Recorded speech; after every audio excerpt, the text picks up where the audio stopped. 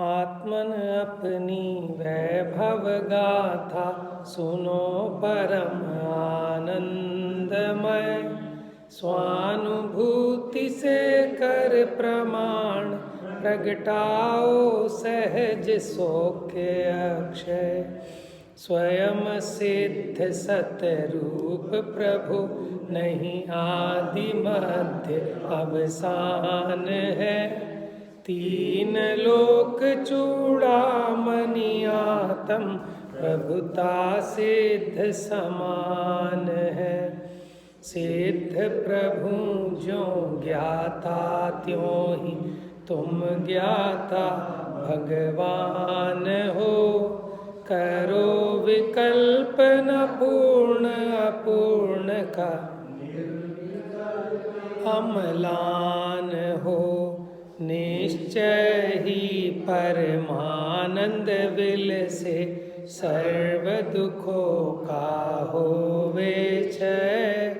आत्मन अपनी वैभव गाथा सुनो परम आनंदमय। देखिए क्या कह रहे हैं कि जीव को अपनी वैभव की खबर नहीं है, इसीलिए परद्रव्य की तरफ है मन मुंह करके खड़ा रहता है, बहिर्मुख हुआ रहता है कि शायद यहाँ से कुछ सुख मिल जाए, शायद यहाँ से कुछ सुख मिल जाए। तो इसलिए अब आचार्य कहते हैं कि भैया अपनी वैभव गाथा सुनो। कैसी है आपकी वैभव गाथा? माने आप कितने करोड़पति हैं वो बता रहे हैं, आपको अपने उसकी खबर नहीं है। जैसे वो हाथ में मुट्ठी में रखा हुआ सोना भूल गए, ठीक है, तो क्या करना है? कहीं से सोना लाना है क्या? कि लाना नहीं है तो है, लेकिन फिर भी गरीब है। तो अमीरी के लिए क्या चाहिए? कि उसका भान चाहिए। उसका भान नहीं है ना कि मेरे हाथ में सोना है, उसको उसकी खबर लग जाए तो उसका सारा दरिद्र और सारा दुख मिट जाए। इसमें कल एक बात बताई आपने कि जो आवरण से ढका, मतलब जैसे धूल मिट्टी से ढक गया, तो उसको हम वो कैसे समझेंगे? यही तो समझेंगे कि हमारा जो केवल ज्ञान प्रकाश है वो कर्मों से ढका हुआ है।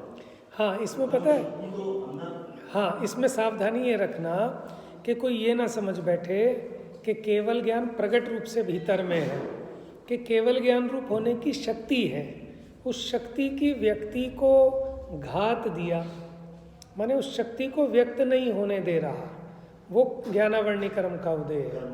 कोई ऐसा मान के बैठ जाता है कि केवल ज्ञान तो बराबर अंदर में व्यक्त है, लेकिन कर्मों का आड़े आ गए कि भैया अगर केवल ज्ञान व्यक्त होगा तो कर्म आड़े आ जाए, वज्र पटल आड़े आ जाए, वो तो सबके पार जान लेता है उसको। देखो, इसलिए तो मैंने सावधान किया था कि वो जो उदाहरण है वो शक्ति अपेक्षा घटित होगा, व्यक्ति अपेक्षा नहीं। अब वो उसमें रतन में तो ऐसा है नहीं कि शक्ति और व्यक्ति। आप ऐसा समझ लो जैसे जो रतन होता है धूल मिट्टी से ऐसा ढका हुआ नहीं है कि ऊपर से ढक दिया हो। जैसे कोई भी रतन होता है तो वो रतन ऐसे थोड़ी होता है, वो तो पत्थर होता है। अब कोई पारखी व्यक्ति उसको पहचानता है कि इसमें रतन है, तो उसकी क्या करता है कि उसकी सफाई करेगा, धुलाई करेगा, घिसाई करेगा, समझ में, उसको तराशेगा, और उसको कितना जितना तराशेगा उतनी उतनी उस रतन की चमक निकलेगी। तो माने उसमें प्रोसेस भी है। वैसे तो वो पत्थर है, अब उस पत्थर को तराशा, ऐसे हीरा भी तो होता है कि उसको जब तराशा जाता है तब उसमें छिपा था तो निकला, कहीं बाहर से तो आया नहीं। लेकिन छिपा ऐसा भी नहीं था कि आप कहो कि बिल्कुल प्रकाशित था। तो ऐसे ही जो अच्छा देखो, एक सरल उदाहरण है, ये बाल निकलते हैं कहाँ से निकलते हैं? खोपड़ी में से ना। अब इसके अंदर भरे हुए हैं क्या? नहीं भरे हुए ना, तो फिर कहाँ से निकल रहे हैं? समझ में आ रही है बात? कि अगर अंदर नहीं होते तो फिर ये बाहर कहाँ से निकलते? कि भैया यहाँ शक्ति है इसकी। ऐसा नहीं है कि जैसे बाहर है ऐसे उतने अंदर होंगे, ठीक है? तो ऐसे ही कोई ये मान के बैठ जाए कि आत्मा में केवल ज्ञान ही है, तो वो तो निश्चयाभास हो जाएगा। केवल ज्ञान रूप परिणमने की आत्मा की शक्ति मौजूद है, आप भी उसको तराशो, तो उसमें से केवल ज्ञान प्रकट हो जाएगा।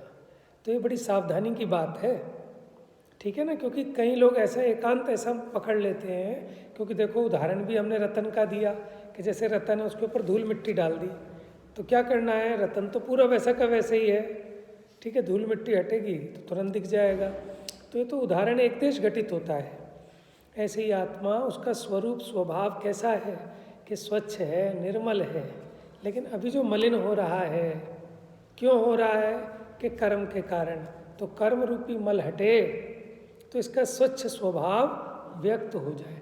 कहीं बाहर से नहीं आना, लेकिन कोई सर्वथा ऐसा भी ना मान ले कि व्यक्त ही है, तो कहेगा करना क्या है, बस मानना है, मैंने मान लिया,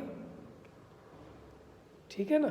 तो दोनों सावधानी चाहिए, और ये हमारी जिम्मेदारी है कि हम आपको उसके दोनों पक्ष दिखाएं कि किस अपेक्षा कह रहे हैं कि स्वच्छ है और किस अपेक्षा मलिन है। नहीं तो फिर संसार की सिद्धि नहीं होगी, तो संसार के अभाव पूर्वक मोक्ष की भी सिद्धि नहीं होगी। अभी प्रॉब्लम ये है ना, जीव को भरोसा ही नहीं है कि ये पत्थर कैसी बात कर रहे हो, इसमें से निकलेगा वो रतन, कि भाई साहब इसी में है। लेकिन ऐसा नहीं है कि डिब्बी में है जैसे कि निकाल लिया बाहर, कि यहाँ आपको प्रोसेस पूरी करनी पड़ेगी, पूरा आप इसको घिसोगे, तराशोगे, वो पूरी विधि से, तब ये मिलेगा आपको। ऐसी है तो आत्मा शुद्ध, लेकिन उस शुद्धात्मा की प्राप्ति कैसे होगी, उस शुद्धात्मा की प्राप्ति का जो प्रोसीजर जिनेंद्र भगवान ने बताया है ना, उस विधि से आप चलेंगे तब वो आपको प्राप्त होगा, ठीक है। लेकिन है से आनंद नहीं होता, आपको उस है की प्राप्ति हो, प्रतीति हो, ज्ञान हो, आचरण हो, तब आनंद होता है। तो सोना तो उसकी मुट्ठी में भी था, होने से क्या होता है ना, उसकी प्रतीति होनी चाहिए, उसका ज्ञान होना चाहिए, तब उसका लाभ होता है। तो इसी को कहते हैं कि शुद्धात्मा को उपलब्ध करना है, ठीक है। और कहीं बाहर से तो आएगा नहीं, अगर नहीं होता तो कहाँ से लाते, ठीक है। तो यहाँ कहते हैं स्वानुभूति से कर प्रमाण। प्रमाण माने होता है उसका निर्णय करना, निश्चय करना। तो किससे निश्चय करोगे अपने स्वरूप का, अपने वैभव का? स्वानुभव से कर सकते हो, और तो कोई उपाय है नहीं। इंद्रियों से तो जानने में आएगा नहीं आपका वैभव। और फिर क्या कह रहे हैं, प्रगटाओ सहज सौख्य अक्षय, कि प्रगटाओ भैया, प्रगटाओ मानो सुख को भोगो। तो सुख कब आएगा, कि जब आप स्वानुभूति से प्रमाण करेंगे कि मेरा स्वरूप ऐसा है, तो पर की सारी चाह मिट जाएगी। अहो पूर्ण निज वैभव देखा, नहीं कामना। कब मिटेगी आपकी कामना? जब तक आपको अपना वैभव दिखाई नहीं देगा तो कामना तो बनी रहेगी। और जब आपको दिख जाएगा कि मैं सब प्रकार से परिपूर्ण हूँ, तो इच्छा ही नहीं जगेगी। कैसा है, स्वयं सिद्ध सत रूप प्रभु, किसी ने बनाया नहीं, स्वयं से ही सिद्ध है, अनादि निधन है। जीव है तो जीव ही है, किसी के आशीर्वाद से नहीं है। नहीं आदि मध्य अवसान है, उसका कोई प्रारंभ नहीं, कोई अंत नहीं, कोई मध्य नहीं, अनादि अनंत है। तीन लोक चूड़ामणि आतम, चूड़ामणि जो माथे पर एक लगाया जाता है आभूषण, वो होता है। तो तीनों लोकों का आभूषण है। क्यों? क्योंकि मेरे सारे प्रयोजनों की सिद्धि आत्मा से ही होने वाली है। प्रभुता सिद्ध समान है, जैसे सिद्ध भगवान ने प्रभुता प्रकट कर ली, वैसे ही स्वरूप मेरे में भी है, मुझे भी प्रकट कर लेनी है। सिद्ध प्रभु जो ज्ञाता त्यों ही तुम ज्ञाता भगवान हो, कि जैसे सिद्ध भगवान जानते ही है ना, उसी प्रकार प्रत्येक जीव मात्र जानता ही है, इसलिए भगवान है। भगवान कहते हैं जानने और देखने वाले को। भग का अर्थ है ज्ञान दर्शन, तो जो ज्ञान दर्शनवान है वही भगवान है। करो विकल्पना पूर्ण अपूर्ण का, हाँ कि मैं अपूर्ण हूँ, वो पूर्ण है, अब इसका विकल्प मत करो। निर्विकल्प अम्लान हो, कि अब म्लान मैंने होता है मुरझाना, ठीक है। म्लान, म्लान माने मुरझा जाना, और अम्लान माने प्रफुल्लित रहना, खिले रहना। निश्चय ही परमानंद विल से, फिर नियम से आपको परमानंद विलसेगा, आपकी परिणति में उत्पन्न होगा और सर्व दुखों का होवे छे। समझ में आया? तो अगर आप सर्वथा ऐसा मानोगे कि आत्मा शुद्ध ही है तो फिर तो सुख प्रकट करने की भी जरूरत नहीं, फिर तो सुखी भी है और आप दुख भोगते रहो और मानते रहो कि आत्मा तो सुखी ही है। समझ में आया? इसीलिए मोक्ष मार्ग में 3 बातें हैं, एक तो श्रद्धान, ज्ञान, आचरण। इससे मोक्ष मार्ग के सभी कार्य इससे चलते हैं। लौकिक में भी आप कोई भी कार्य करते हैं तभी हो सकता है जब आपको उसका पहले निर्णय हो जाए, ठीक है, और बिना जाने निर्णय काहे का, प्रतीति काहे की। और जब तक प्रतीति नहीं होती निशंकता नहीं होती, और जब तक निशंकता नहीं होती तब तक अनुचरण भी नहीं होता। हर एक कार्य में आपको उसका श्रद्धान, ज्ञान और फिर आचरण होता है और तब उसकी प्राप्ति होती है। एक पैराग्राफ और लेते हैं। हो संयोग भले ही कितने संयोगों से भिन्न सदा, नहीं तजे निज रूप कदाचित, होवे नहीं पर रूप कदा। कर्म बंध यद्यपि अनादि से, तदपि रहे निर्बंध सदा। वैभाविक परिणमन होए फिर भी तो है निर्द्वंद आहा। देखो देखो द्रव्य दृष्टि से, चित्त स्वरूप अनुपम सुखमय। आत्मन अपनी वैभव गाथा। अब देखो समय सार का सारी तो है पूरा। हो संयोग भले ही कितने संयोगों से भिन्न सदा, भले ही कितने संयोग हो लेकिन जीव तो संयोगों से भिन्न रहने वाला है। नहीं तजे निज रूप कदाचित, यानी अपने स्वरूप को कभी भी तजता नहीं है।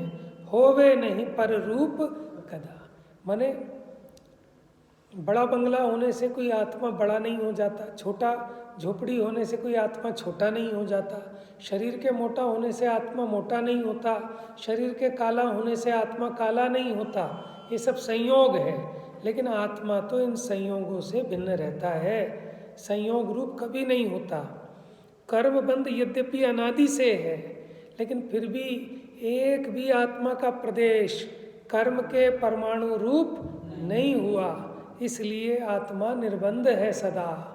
और देखो जो कारमान वर्गणाएं हैं वो मूर्तिक है और आत्मा तो अमूर्तिक है, तो मूर्तिक का मूर्तिक में बंधन तो हो, वो कारमान वर्गणाएं कारमान शरीर में आकर बंधती हैं, आत्मा में क्या बंधती है?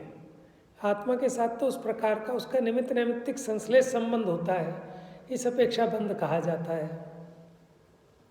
वैभाविक परिणमन होए, देखो आत्मा में वैभाविक परिणमन होता है, मोह राग द्वेष रूप, फिर भी तो है निर्द्वंद आहा, फिर भी आत्मा कोई वो दो रूप नहीं हो जाता। आत्मा का तो जैसा स्वरूप है, स्वरूप वैसा का वैसे ही रहता है। भले अभी ये मलिन हो रहा है लेकिन ये निर्मल हो सकता है, और ये मलिनता नैमित्तिक है, औदैहिक है, औपाधिक है, अपना निज स्वभाव नहीं है। देखो देखो द्रव्य दृष्टि से, लेकिन उसके लिए आपको द्रव्य दृष्टि से देखना पड़ेगा, नहीं तो अभी कैसे दिखेगा, है ना। अगर पर्याय दृष्टि से देखोगे तो पर्याय में तो अभी पामरता है, वर्तमान में व्यक्तपने तो जीव महादुखी है, कितना संक्लिष्ट है। लेकिन अगर द्रव्य दृष्टि से देखो तो वस्तु में, मूल वस्तु में कोई कमी नहीं है, वो बराबर है जैसे उनकी है। देखो एक हीरा तराश कर शोपीस में रखा है और एक वो पत्थर रूप है, दोनों में कोई अंतर नहीं है, इसमें से भी बिल्कुल वैसा ही निकलेगा, लेकिन अभी ये अव्यक्त है और वो व्यक्त है। मोल मिलेगा वो व्यक्त का मिलेगा, अव्यक्त का नहीं मिलेगा, लेकिन वो व्यक्त भी अव्यक्त में से ही होगा, कहीं और बाहर से आने वाला नहीं है। देखो जो अपना मूर्ख बच्चा है ना, वही विद्वान बन सकता है कल, समझ में आया, कहीं दूसरा तो कहीं से लाओगे नहीं। तो ये जो अपना बच्चा बेवकूफ़ है, इसी को अक्लमंद बनाना है और वो बन सकता है। होता है नहीं होता। 5 साल का बच्चा, अब आप सोचो कि कलेक्टर बन जाए, कि बनेगा, इसी में योग्यता है, कहीं बाहर से नहीं आए कि वो कलेक्टर बना, वो सीए बना, वो इंजीनियर बना, कहीं बाहर से थोड़ी आएगा। और तुमको है तो अभी निकालो ना इसमें से, कि नहीं, वो योग्यता के हिसाब से वो व्यक्त होगा, लेकिन आएगा इसमें से। बात समझ में आ रही है? चलो आगे के छंद कर लेंगे, आज लेट हो गए। नमो अरिहंताणम, नमो सिद्धाणम, नमो आयरीयाणम, नमो उवज्जायाणम, नमो लोय सव्यसाहूनम। गुण अनंतमय परम पद श्री जिनवर भगवान, गे लखत हैं ज्ञान में अचल सदा निज थान।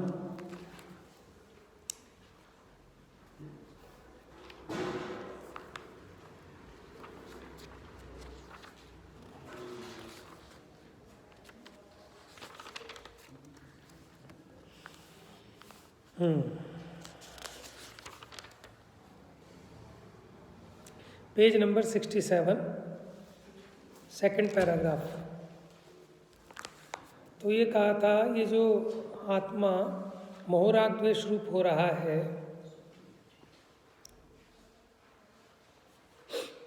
तो ये इसका मूल स्वभाव नहीं है, यह शुद्धि कर्ममल के निमित्त से हो रही है। आत्मा की दर्शन ज्ञान की शक्ति तो अभ्यंतर में जो की त्यों है, पर पुद्गल का नाटक बने आए है, सो ये पुद्गल का खेल जान, तू अपने आत्मा का खेल मती जाने। अब देखो सेकंड पैराग्राफ, 67 नंबर पेज। सो कहिए, देखो पुद्गल का खेल कैसे है। दशधा परिग्रह, माने जो 10 प्रकार का परिग्रह है, क्षेत्र, बाग, नगर, कूप, वापी, तड़ाग, नदी आदि जेतिक पुद्गल, माता पिता नहीं मिला। कलत्र, कलत्र माने क्या होता है? स्त्री, पत्नी, पुत्र, पुत्री, वधू, बंधु, स्वजन आदि। जावंत, जावंत क्या होता है? कोई जानवर होगा। सर्प, सिंह, व्याघ्र, गज, महिष आदि। अच्छा, जावंत माने जितने भी। जावंत दुष्ट, शब्द, अक्षर, अनक्षर, शब्दादिवान, वाच्य, इस माने जितने भी शब्द हैं। स्नान, भोग, संजोग, वियोग क्रियाएं, जितनी भी क्रियाएं हैं। जावंत परिग्रह मिलाप, सो बड़ा परिग्रह। नाश, सो दलित्र आदि क्रिया। जावंत चलना बैठना, हलना बोलना, कांपन आदि क्रिया। लड़ना भिड़ना, चढ़ना उतरना, कूदना, नाचना खेलना, गाना बजाना आदि जितनी भी क्रियाएं हैं, सर्व पुद्गल का खेल जानो। हम इसी में अपनापना मानते हैं, इसी में तो अपनी अनुभूति करते हैं और कह रहे हैं सारा का सारा पुद्गल का खेल है। पंडित जी ने भी लिखा, टोडरमल जी ने, लिखनादिक वचनादिक क्रिया, ये सब हैं पुद्गल को खेल, या में नहीं हमारो मेल। लेकिन ये जीव उसी में अपनी अनुभूति करता है कि मैं लिखने वाला, मैं प्रवचन करने वाला, मैं दुकान चलाने वाला, मैं खाना बनाने वाली, इसी में तो अपनेपन की अनुभूति कर रहा है। और ये सारा का सारा किसका खेल है? पुद्गल का है।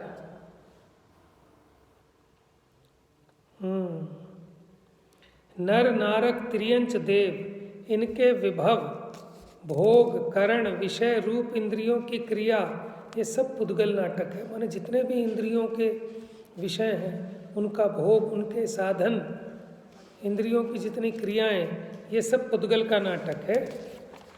द्रव्य कर्म, नो कर्म आदि, ये सब पुद्गल का अखाड़ा है। तामे तू चिदानंद रंजित होए अपना जाने। अब तू बावला कि तू उसमें रंजायमान होके अपना मानता है।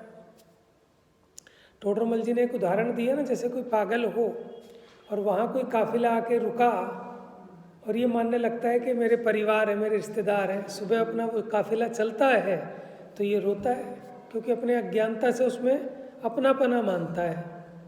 ऐसे ही ये जीव इन सब पुद्गल सामग्रियों में अपनेपने की कल्पना करता है। तामे तू चिदानंद रंजित होए आपा जाने, अपने दर्शन ज्ञान चारित्राधिक अनंत गुण का अखाड़ा परिणति पात्रा नाचे, स्वरूप रस उपजावे, जेते गुण को वेदे द्रव्य वेदे सब भाव भय, सत्ता मृदंग प्रमेय ताल इत्यादि सब निज अखाड़ा है। अब देखो अपना अखाड़ा बताया कि तुम्हारा कहाँ नाच होगा, कि अपने अनंत गुणों का अखाड़ा है, ठीक है, उसमें नाचो, स्वरूप रस उपजाओ, ठीक है, अपने गुणों को वेदो द्रव्य को वेदो, सब भाव स्वरूप सत्ता मृदंग, मृदंग समझते हैं ना, ढोल, प्रमेय ताल, प्रमेय मने ये भी आत्मा में गुण है कि वो जानने का विषय बने, तो प्रमेयत्व गुण होता है, इत्यादि सब निज अखाड़ा है। जैसे अखाड़े में ढोल ताल होते होंगे, तो अपने अनंत गुणों का अखाड़ा है। ऐसे अपने निज अखाड़े में न रंज, पर के अखाड़े में ममत्व किया, जिसका जन्म आदि दुख फल आपने पाया। अब अपने सहज स्वादी होए, पर प्रेम मिटाए, चेतना प्रकाश का विलास रूप अतीन्द्रिय भोग भोग, कहाँ झूठे ही सूने जड़ में आपा माने है। देखो जड़ तो सूना है, उसमें कोई रस ही नहीं है? जैसे गन्ने की है एक तो साठा, और एक साठा उसका होता है जिसमें कुछ भी नहीं, किसको कहते हैं? हाँ बांस समझ लो, ठीक है, एक तो बांस हो और एक गन्ना हो। तो गन्ने में रस है तो निकलेगा, मेहनत करो, लेकिन बांस में तो रस ही नहीं है, उसको कोई चबाए मेहनत करे कब निकल जाएगा उसमें से? सरकंडे, नाम भूल रहा था मैं, सरकंडे कहते ने, तो बहुत ही सियाना है, सरकंडों में से भी तेल निकाल लेगा ये, समझ में आया? तो सियाना नहीं है वो, बेवकूफ़ है। तो यही तो हम कल्पना कर रहे हैं कि हम भी सरकंडों में से तेल निकालेंगे।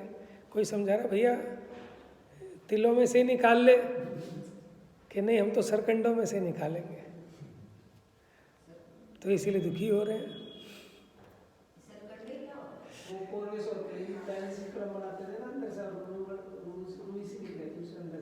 हाँ क्या करते थे?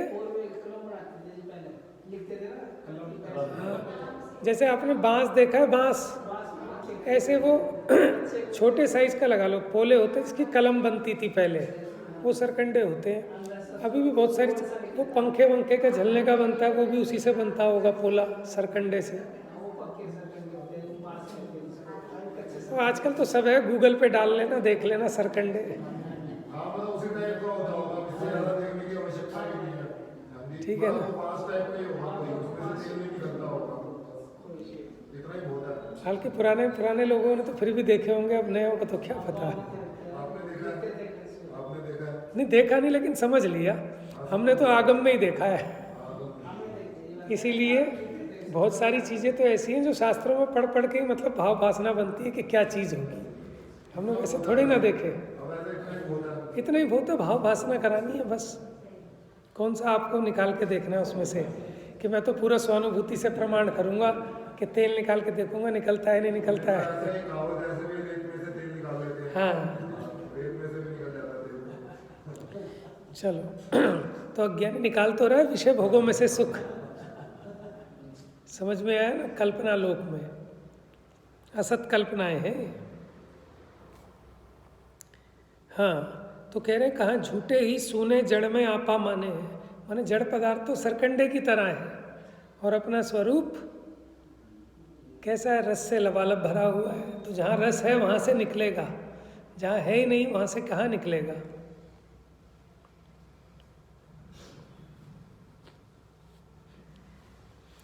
और पर को कहे हमको दुख दे, लेकिन यहाँ में शक्ति दुख देने की नहीं। टोडरमल जी ने देखो कितने सरल तरीके से समझाया, जैसे कोई पत्थर लेकर अपना सर फोड़ ले और क्या कहे कि इस पत्थर ने मेरा सिर फोड़ा है, समझ में आया? तो भैया उसको सर फोड़ने के लिए उसमें चेतना चाहिए, उसमें चेतना ही नहीं है। ऐसे कोई कहे कर्मों ने मुझे दुखी कर रखा है, तो कर्म तो जड़ है, उसको अकल थोड़ी है कि तुझे दुखी करे। तू दुखी तो स्वयं अपनी अज्ञानता से होता है और कर्म आदि को दोष लगाता है?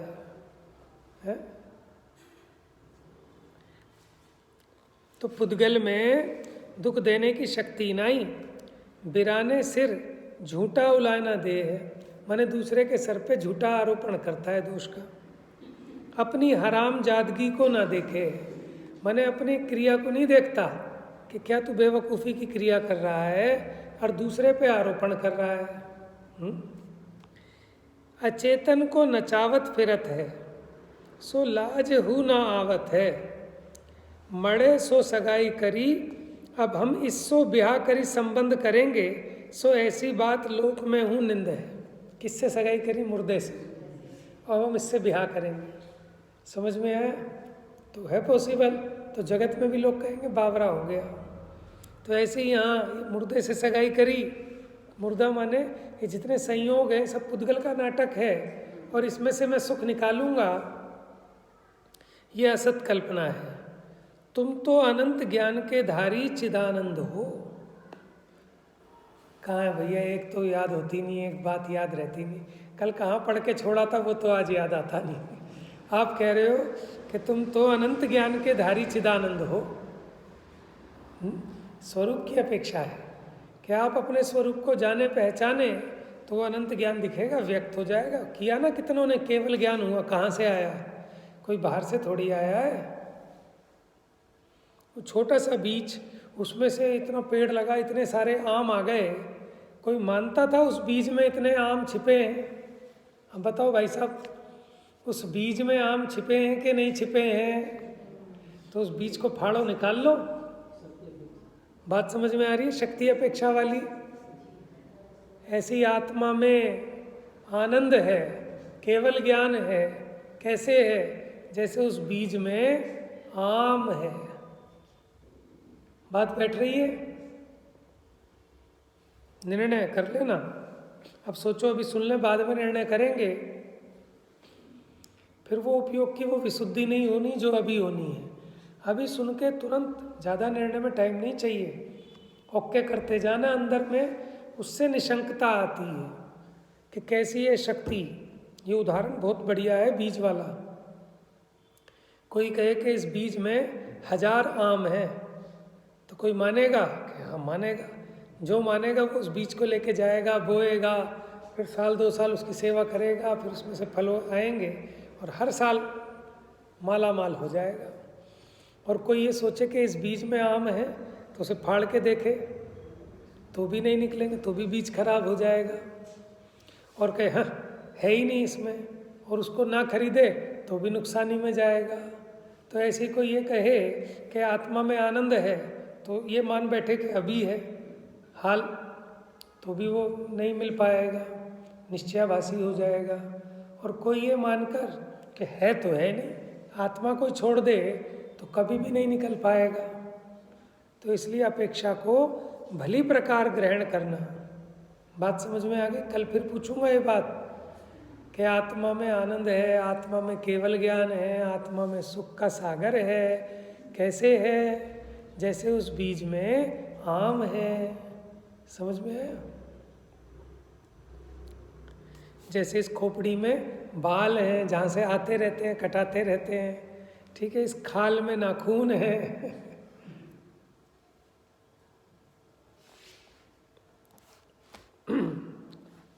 अनादि झूठी विडंबना, जड़ सो आपा मानने की मेटो।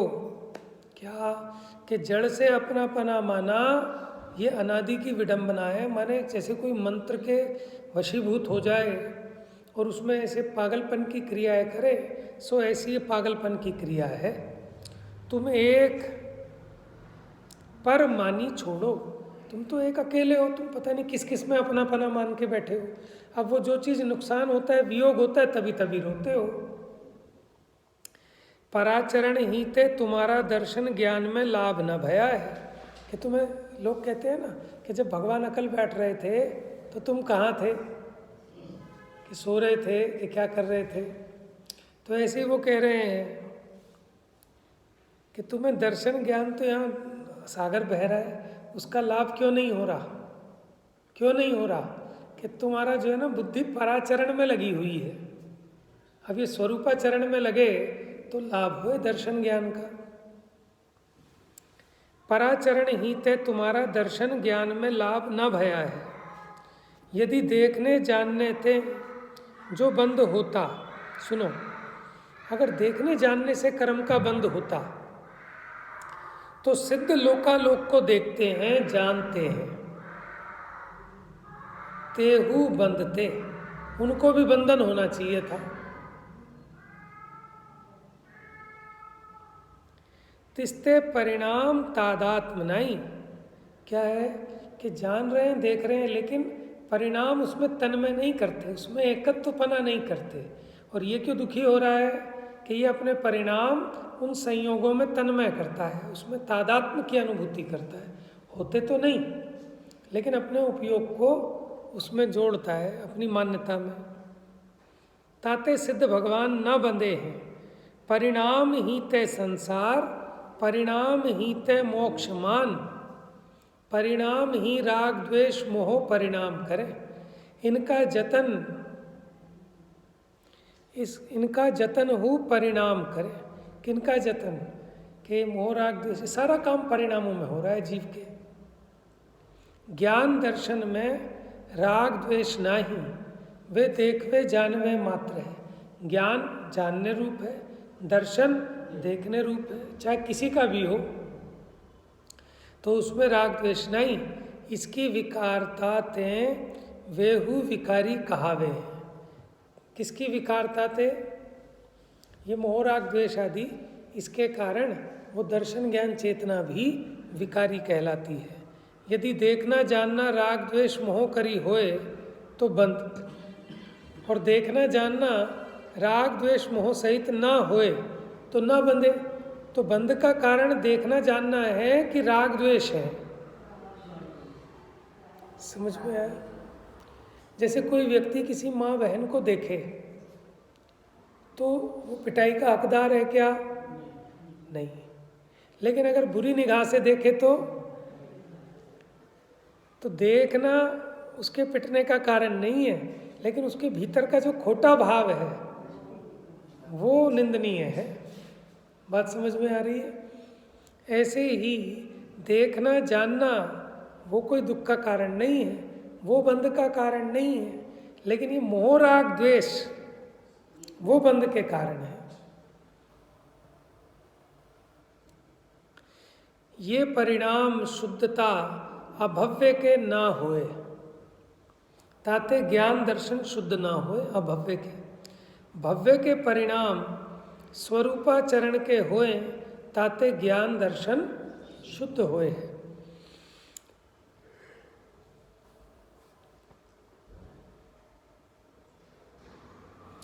स्वानुष्ठान विशुद्धे दृग्बोधे जायते कुतो जन्म, उदिते गभस्ति मालिनी किम न विनश्यति तमो नैश्यम।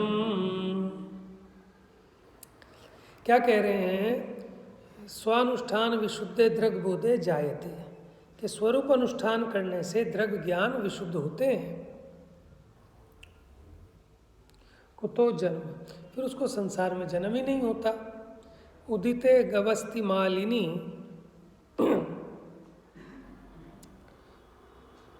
किम न विनश्यति तमो नश्यम, कि जैसे सूर्य के उदय होने पर जैसे अंधकार विनाश को प्राप्त नहीं हो जाता, क्या हो जाता है, उसी प्रकार स्वानुष्ठान से माने स्वरूपाचरण करने से दर्शन ज्ञान विशुद्ध होते हैं और जन्म मरण का निपटारा हो जाता है।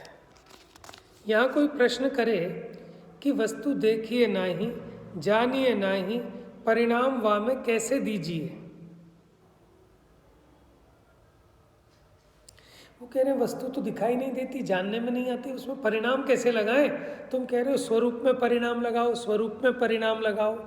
तो भैया वस्तु दिखाई तो दे, जानने में तो आए, तब तो उसमें परिणाम लगाएं।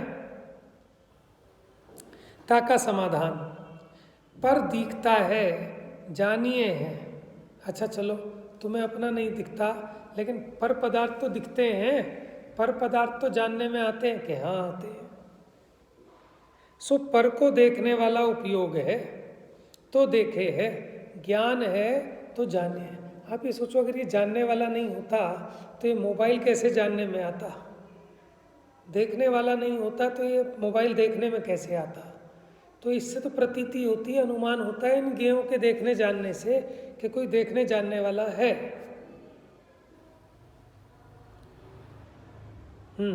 उपयोग तो ठावा भया नास्ति रूप हुआ, जो यह उपयोग गहराया तिस ही में परिणाम धर थिरता धर आचरण कर विश्राम गहूँ। क्या कह रहे हैं? उपयोग तो निश्चल स्थिर भया, माने जो उपयोग पहले चंचल होता था, एक से दूसरे, दूसरे से तीसरे विषय पर परिवर्तन करता था, अब क्या हुआ? उपयोग तो निश्चल हुआ। जब आप उस ज्ञान में ज्ञान को ही ज्ञान का विषय बनाएंगे तो उपयोग निश्चल होता है। जो यह उपयोग गहरा, अब उसमें उसकी गहराई बनती है, स्थिरता होती है। तिस ही में परिणाम धर, इसी को टोटल मिल जाने का कि परिणाम उसमें मग्न हो जाते हैं। थिरता धर आचरण कर विश्राम गहु, फिर ये मन पावे विश्राम। येता ही परिणाम शुद्ध करने का काम है, बस इतना ही है परिणाम को शुद्ध करने का काम। फिर से देखो क्या है, वो कहता है कि वस्तु दिखाई नहीं देती, जानने में नहीं आती, तो उसमें परिणाम उसमें कैसे दीजिए? क्योंकि आपने कहा कि स्वरूप में परिणाम देने से ही शुद्धि होती है। तो कहते हैं पर दिखता है जानिए है, सो पर का देखने वाला उपयोग है तो देखे है, ज्ञान है तो जाने है।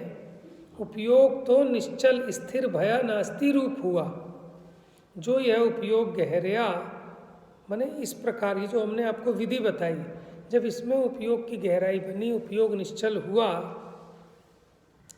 तिस ही में परिणाम धर, माने यही मैं हूँ, थिरता धर आचरण कर विश्राम गहु, इतना ही परिणाम शुद्ध करने का काम है। ओगमो जीवो, माने जीव तो उपयोगमयी है।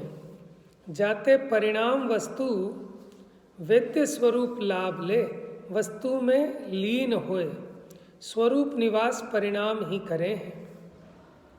देखो स्वरूप में निवास करना, ये सब यही तो जीव का स्वाभाविक परिणमन होगा। और पर रूप में विश्राम, ये पर परिणाम हो रहा है, बहिर्मुख दुख रूप। उत्पाद व द्रव्य परिणाम में आया, उत्पाद व द्रव्य में सत आया, सत ता में स्वरूप सब आए गया, ताते परिणाम शुद्धता में सब शुद्धता भई। देखो उत्पाद व द्रव्य युक्तम सत, ठीक है, और सत ही द्रव्य का लक्षण है, और ये सब परिणाम रूप है। अब इसकी अच्छा चलो इसको पूरा कर लेते हैं 2 मिनट 5 मिनट में। परिणाम सर्व स्वस्वरूप का है।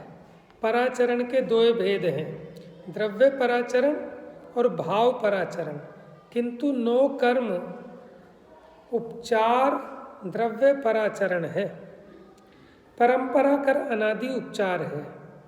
देवादिक देह का धारण सादी उपचार है। देखो वो कह रहे हैं पराचरण माने पर में लीन होना, उसको कहते हैं पराचरण। स्वरूप में लीन होना स्वरूपाचरण। अब जो मेरे परिणाम है वो मेरे अपने स्व के हैं, स्वरूप है। लेकिन अब पराचरण 2 प्रकार का हो रहा है, द्रव्य पराचरण और भाव पराचरण। और जो 9 कर्म पराचरण है, माने 9 कर्म ये मैं शरीर हूँ ऐसा जो परिणाम है, ये तो उपचार से है।